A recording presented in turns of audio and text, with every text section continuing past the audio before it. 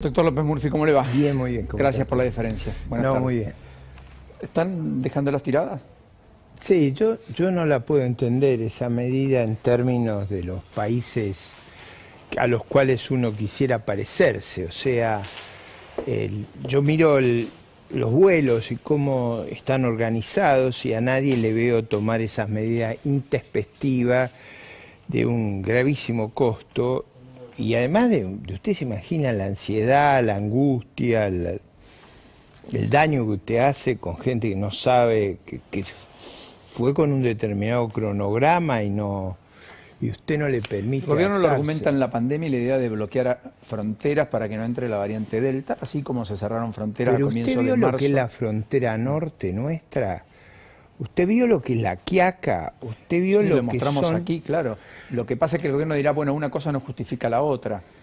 No, pero yo diría, si hay un lugar donde usted puede asegurar un cuidado de prevención clínica adecuada, es en los vuelos. Usted tiene que hacerse un PCR antes de salir. Sí. Ese tiene que dar negativo. Luego usted llega. Estoy hablando de hace 2 meses atrás. No, test de antígenos. Usted le hacen un test allí. Usted tiene que guardar 7 días días de reposo. aislamiento. Es decir, Pasa que la incapacidad del Estado, pues esto es muy particular y muy evidente de cuánto falta de eficacia en el Estado.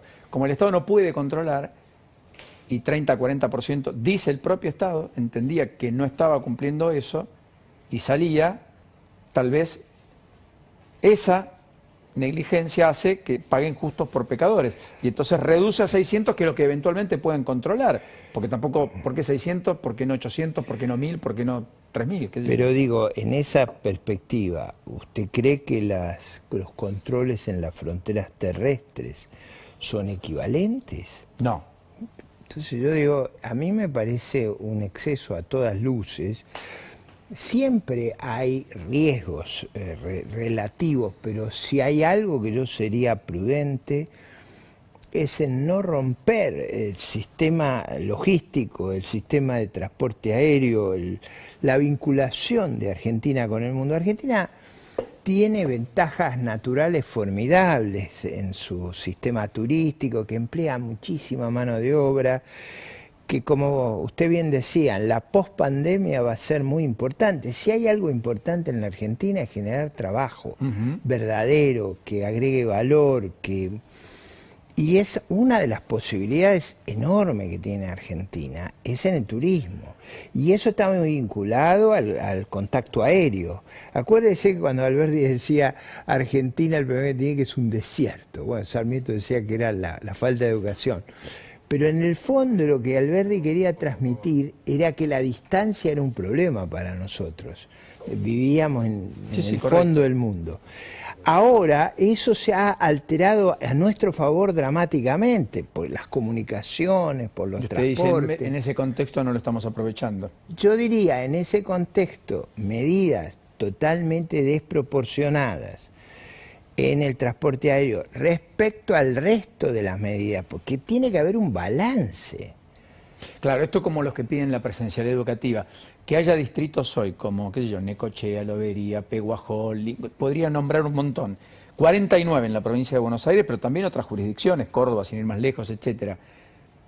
Pero que al mismo tiempo todo el resto esté abierto, aunque con algunas restricciones, pero las cosas sucedan, le permite pensar a los padres que hay cierta desidia o cierta decisión política contra la presencialidad educativa, más como un instrumento de toma de decisión que otra cosa. Yo digo, no es inteligente eso tampoco. O sea, si algo hay que preservar son las clases presenciales, sobre todo en los jardín de infantes, en los años más...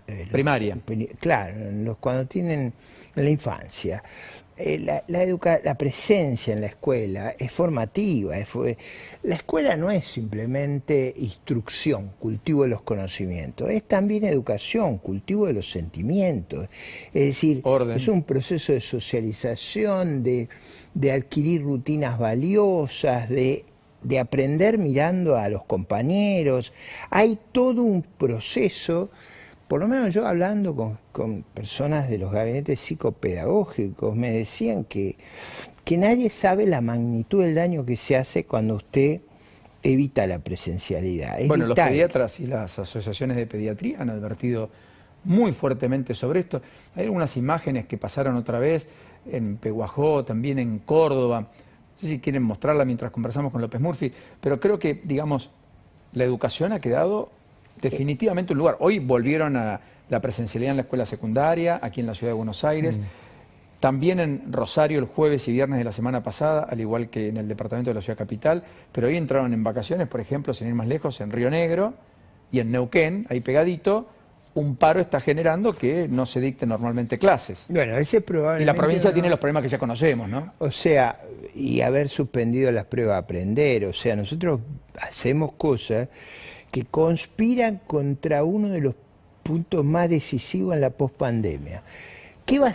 ¿Cómo va a ser el mundo pospandémico? Va a ser un mundo de civilización digital, de mucho capital humano. Entonces, es muy importante que seamos conscientes de eso y preparemos a nuestros chicos para un mundo que por varias razones nos va a crear oportunidades, como hablábamos, pero también desafíos. Y un desafío muy, muy importante es que tengamos un desempeño escolar muy bueno. El desempeño escolar muy bueno, uno de sus instrumentos es la presencialidad, otro de sus instrumentos es subir la calidad, la exigencia. ¿Para qué vamos a la escuela, no? Claro, y generar una gran valoración de la educación en las familias. Por ejemplo, cuando yo era chico, eso era muy habitual, probablemente pesaba mucho todavía el componente migratorio. Ahí Randazzo dice que hay que decretar a la educación como un servicio esencial. ¿Usted comparte? Yo comparto esa idea, comparto la idea de que hay un riesgo enorme en deteriorarnos en el capital humano y la verdad que las pruebas PISA han marcado que en los últimos 20 años el país ha retrocedido y es eso lo que hay que revertir. Bueno, tenemos en la UBA un examen, mejor dicho, un curso de lectoescritura para aún los que terminan el secundario, ciclo completo en la educación formal de 12 años, puedan entender a comprender un texto. Bueno, eso es muy lamentable. Eso es muy lamentable. Bueno. Fíjese una cosa, yo fui educado en la ciudad de Buenos Aires, en la ciudad de La Plata, en escuelas de gestión estatal. Muy buenas escuelas.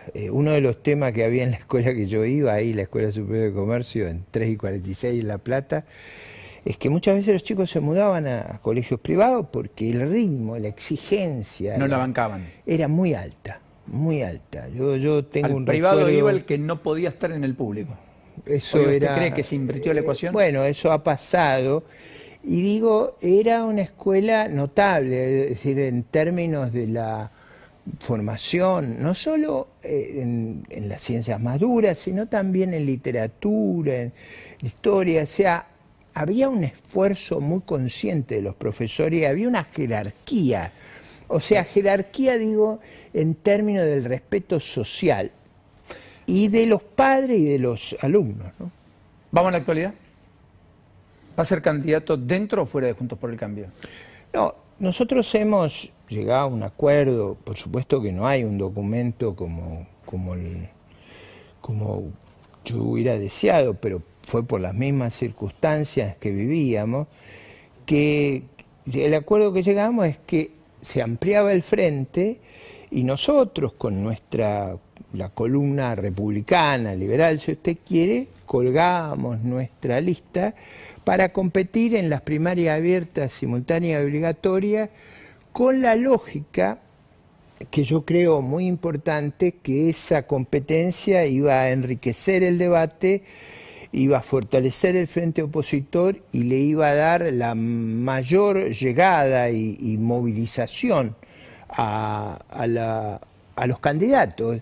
Yo a veces hay gente que critica que haya candidatos disputando, pero si eso es la sal de la vida. El problema es cuando no hay candidatos. El problema es cuando lo que hay son mensajeros, son correveidiles del poder. ¿Y usted es tuvo natural muchos que mensajeros haya... para que se baje?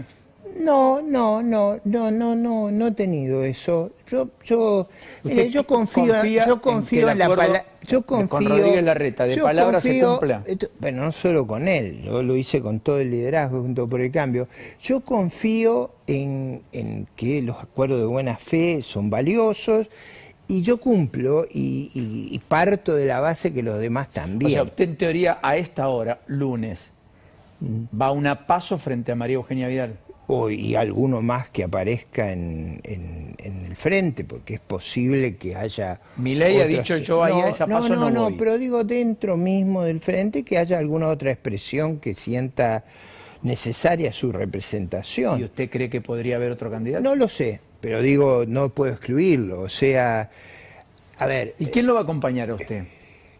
Bueno, Republicanos Unidos tiene una característica que, digamos, a lo mejor democratista, si usted quiere, que hay un exceso de democracia. O sea, nosotros, yo no podría decir quién me va a acompañar, porque van a ser nuestros afiliados los que van a elegir los lugares en la lista. Yo por eso soy precandidato. Para ser candidato necesito la validación en la primaria.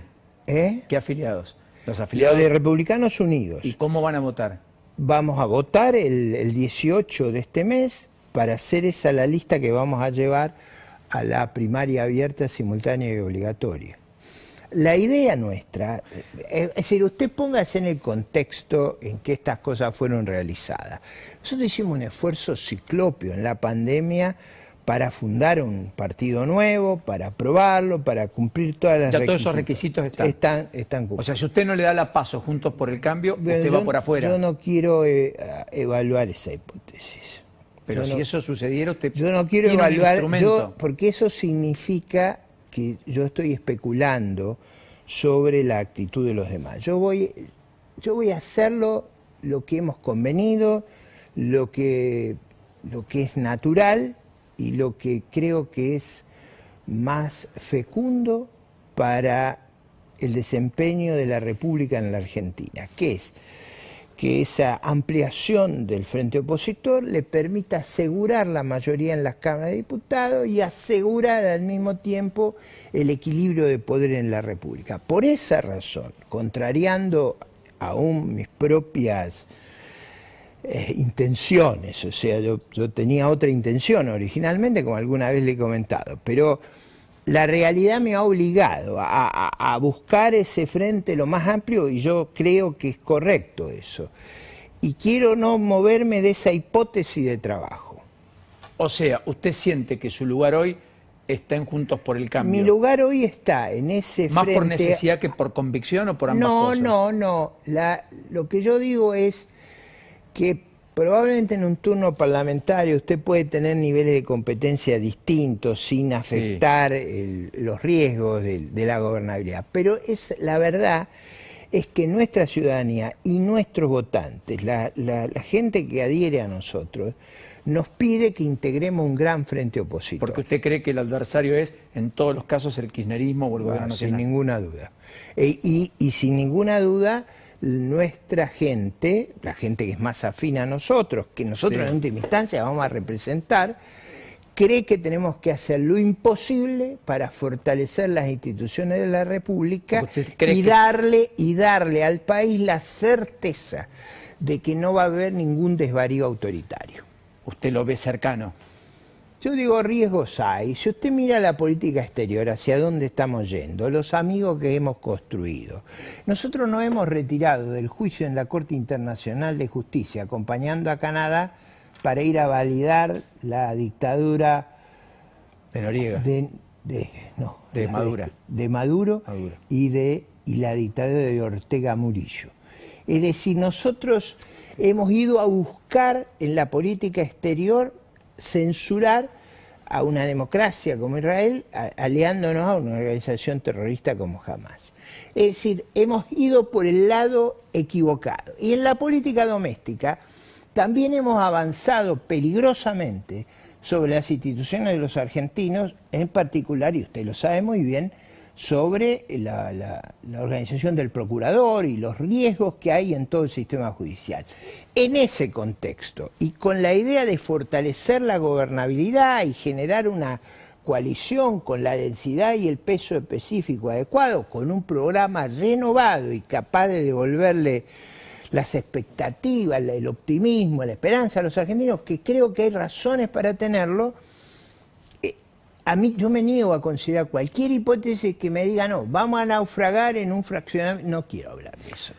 La vida, si a usted lo obligan a actuar, usted va a actuar. Pero yo prefiero moverme en la línea de trabajo que con mucho esfuerzo hemos construido. Está bien. Porque creemos que es un seguro para la República.